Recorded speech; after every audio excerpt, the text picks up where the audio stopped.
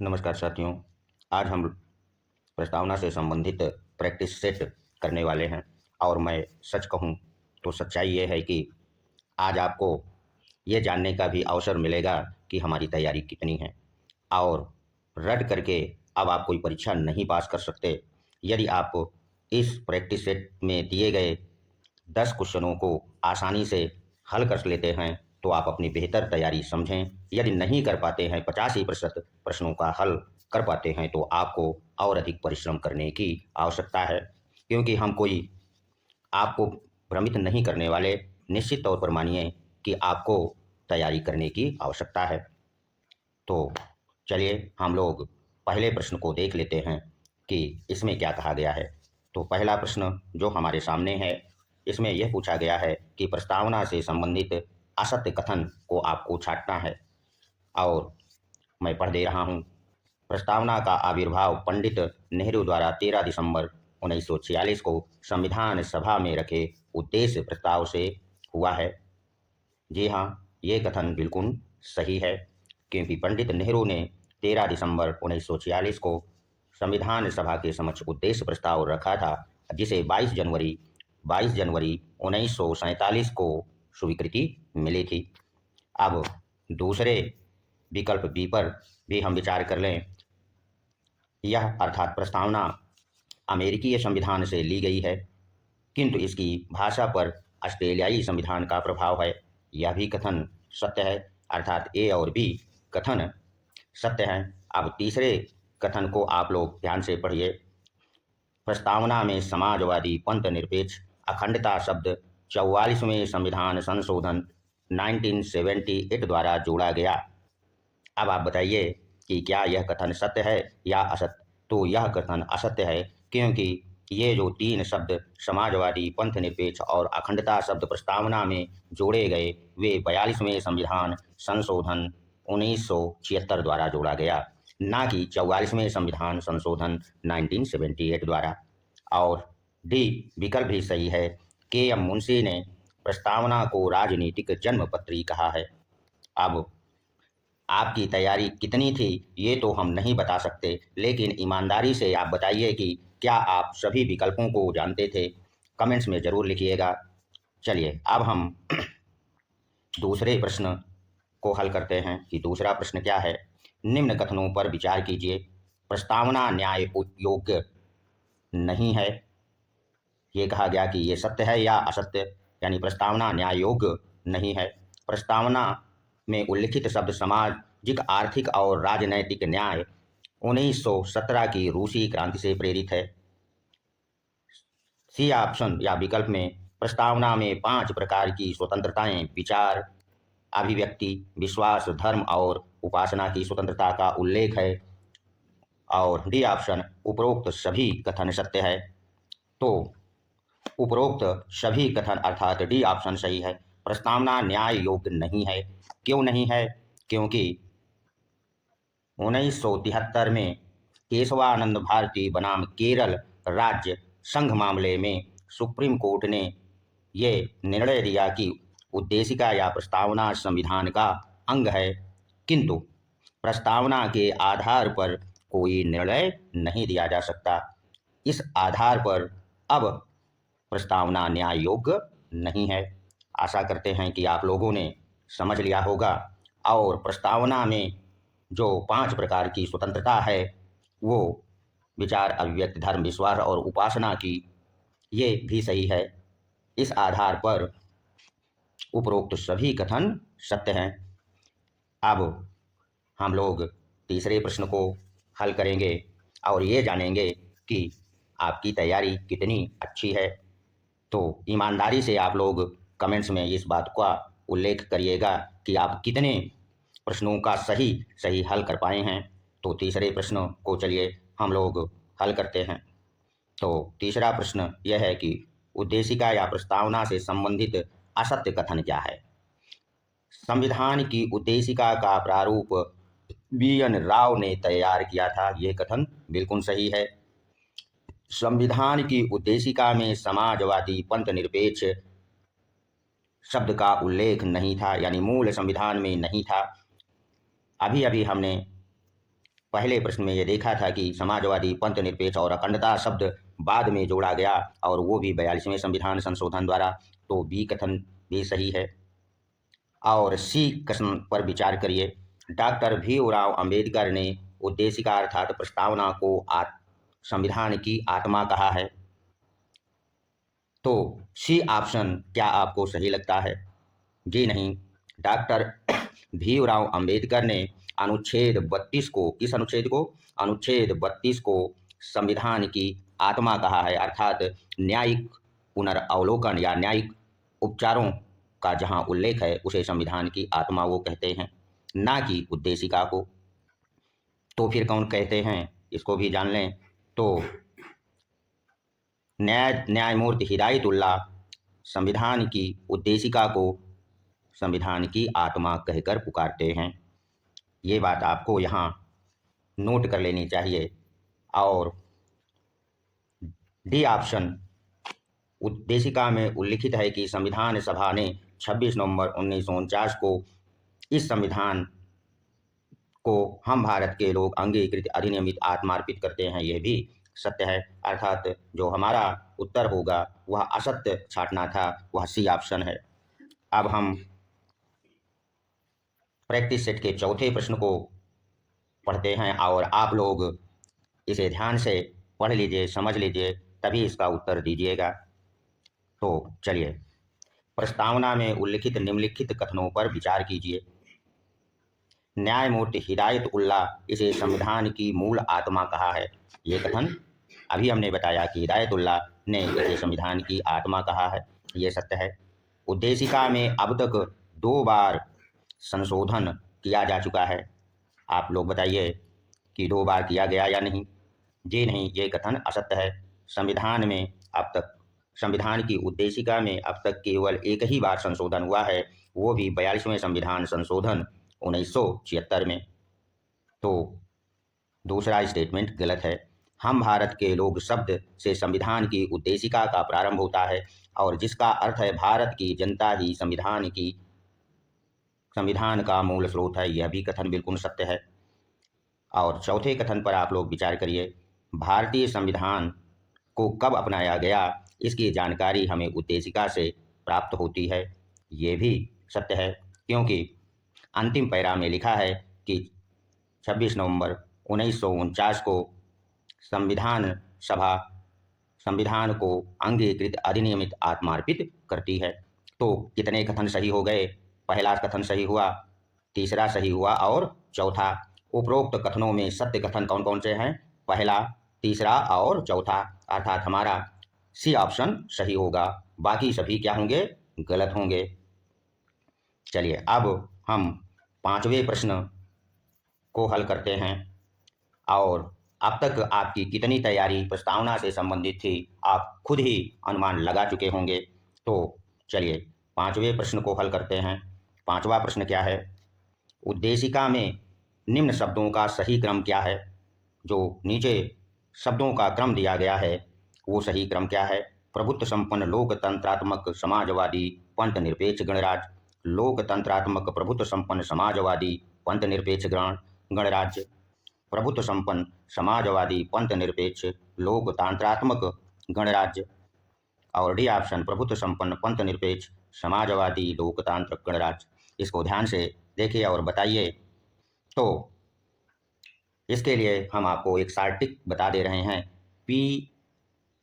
PSP यानी प्रभुत्व संपन्न समाजवादी पंथ निरपेक्ष लोकतांत्रात्मक गणराज्य, PSP लोग, आप याद कर लीजिए, PSP लोग। पी से मतलब प्रभुत्व संपन्न, एस से मतलब समाजवादी, और पी से मतलब पंथ निरपेक्ष, लो से मतलब लोकतंत्रात्मक, और ग से मतलब गणराज्य। अगर इस फार्मूले को याद रखेंगे तो सही क्रम आपको पता चल जाएगा। इसका मतलब है कि सी ऑप्शन सही है और बाकी सभी गलत लिखा हुआ है। तो आप ईमानदारी से कमेंट्स करके बताइए कि कितने लोगों ने इस प्रश्न का सही उत्तर दिया था। चलिए, अब हम लोग प्रश्न संख्या 6 पर भी नज़र दौड़ा लें कि प्रश्न संख्या 6 क्या कहता है। अब तक आप लोगों ने कुछ बातों को अवश्य जान लिया होगा। अब गणराज्य शब्द से क्या अभिप्राय है, ये बहुत बार परीक्षा में पूछा गया है। ए, जनता का शासन, सभी धर्मों के प्रति तटस्थ, लोकतंत्रात्मक समाज से है। और डी ऑप्शन, भारत का राष्ट्राध्यक्ष वंशानुगत नहीं बल्कि निर्वाचित होता है। अब आप लोग बताइए कि इसमें सही विकल्प क्या है। तो सही विकल्प डी है। इसमें ए ऑप्शन, जनता का शासन, हम भारत के लोग शब्द का अभिप्राय है और सभी धर्मों के प्रति तटस्थ, पंथ निरपेक्ष शब्द का अभिप्राय है और लोकतंत्रात्मक समाज, लोकतंत्रीय समाजवादी शब्द से अभिप्राय है। इसका तात्पर्य है कि भारत का राष्ट्राध्यक्ष अर्थात राष्ट्रपति वंशानुगत नहीं होगा बल्कि इसका निर्वाचन होता है। गणराज्य शब्द से यहाँ पर यही अभिप्राय है। अब हम लोग 7वें प्रश्न को हल करते हैं और यह देखेंगे कि आपकी कितनी तैयारी है। तो 7वां प्रश्न आपके सामने है। प्रस्तावना से संबंधित असत्य कथन क्या है। पहला, प्रभुत्व संपन्न शब्द का अभिप्राय, भारत आंतरिक और एवं बाह्य मामलों में पूर्ण स्वतंत्र है। यह विकल्प बिल्कुल सही है। प्रभुत्व संपन्न शब्द का अभिप्राय, भारत अपने आंतरिक और बाह्य मामलों में पूर्णतया स्वतंत्र है। समाजवादी शब्द का अर्थ लोकतांत्रिक समाजवाद या मिश्रित समाजवाद से है। यह भी बिल्कुल सत्य है क्योंकि पंडित जवाहरलाल नेहरू ने साम्यवादी समाज की कल्पना नहीं की थी, क्योंकि साम्यवादी समाज कठोर साम्यवाद था और भारत में वो लोकतांत्रिक समाज या मिश्रित समाजवाद की स्थापना करना चाहते थे। इसलिए प्रस्तावना में उल्लिखित समाजवादी शब्द का अभिप्राय लोकतांत्रिक समाजवाद या मिश्रित समाजवाद से है। तीसरे विकल्प को आप लोग पढ़िए। पंथ निरपेक्ष शब्द से आशय भारत का एक विशेष धर्म है। यह ऑप्शन गलत है। क्यों गलत है? क्योंकि धर्म के आधार पर 3 प्रकार के राज्य होते हैं। एक नास्तिक राज्य जो सभी धर्मों का विरोध करता है, और दूसरा सैद्धांतिक राज्य वह राज्य होता है जिसका कोई एक विशेष धर्म है, जैसे श्रीलंका, और तीसरा राज्य वह राज्य होता है जिसे धर्मनिरपेक्ष राज्य कहते हैं, जो जिसका कोई विशेष धर्म नहीं होता, अर्थात सभी धर्मों के प्रति तटस्थ रहता है। तो धर्मनिरपेक्ष शब्द का आशय भारत का एक विशेष धर्म नहीं बल्कि भारत सभी धर्मों के प्रति तटस्थ है। तो सी ऑप्शन गलत है और आपको सी असत्य कथन छांटना था। और डी ऑप्शन को भी हम लोग देख लेते हैं कि डी ऑप्शन में क्या लिखा हुआ है। लोकतंत्र शब्द का अभिप्राय जनता का शासन, यह भी बिल्कुल सत्य है। और 7वां क्वेश्चन बहुत ही महत्वपूर्ण है। यहाँ से बहुत बार प्रश्न पूछा गया है, शब्दों का अर्थ पूछा गया है, इसलिए आपको इसको बड़े ध्यान से तैयार कर लीजिए। आप चलिए हम लोग अगले प्रश्न को हल करते हैं और ये जानेंगे कि हमारी कितनी तैयारी है। तो 8वां प्रश्न आपके सामने है। प्रस्तावना में उल्लिखित शब्दों में क्या असत्य है। प्रस्तावना में 3 प्रकार के न्याय का उल्लेख है। थोड़ा सा अब आप अपनी जो सोचने की क्षमता है उसको जागृत करिए कि कितने प्रकार के न्याय का उल्लेख है। ये 3 प्रकार का है कि नहीं। जी हाँ, ये सत्य है। वो 3 प्रकार के न्याय का जो उल्लेख है वो कौन कौन से प्रकार के न्याय का उल्लेख है। आर्थिक, सामाजिक व राजनैतिक न्याय का उल्लेख है। जा करके आप लोग प्रस्तावना को पढ़ लीजिएगा। 5 प्रकार की स्वतंत्रता का उल्लेख है।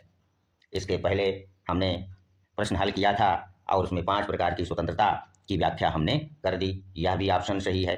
3 प्रकार की समता या समानता का उल्लेख है। यह ऑप्शन गलत है। 2 प्रकार की समानता या समता का उल्लेख है और वो है प्रतिष्ठा और अवसर की समानता का। और डी ऑप्शन भी बिल्कुल सत्य है। अब हम लोग 9वें प्रश्न को भी हल करेंगे और ये जानेंगे कि 9वां प्रश्न क्या कहता है। तो क्वेश्चन नंबर 9 में आपको बताना है कि निम्न में सत्य क्या है। 26 जनवरी 1950 को हमारा संविधान पूर्णतः लागू किया गया, ये भी बात सत्य है। 26 नवंबर 1949 को आंशिक रूप से लागू किया गया संविधान, यह भी बिल्कुल सत्य है। संविधान प्रस्तावना संविधान का अंश या अंग है तथा इसमें अनुच्छेद 368 के तहत संशोधन किया जा सकता है। आप बताइए कि सी ऑप्शन सही है या गलत। कमेंट्स में आप जरूर ये ईमानदारी से बताइएगा कि इसका उत्तर आपको पता है या नहीं।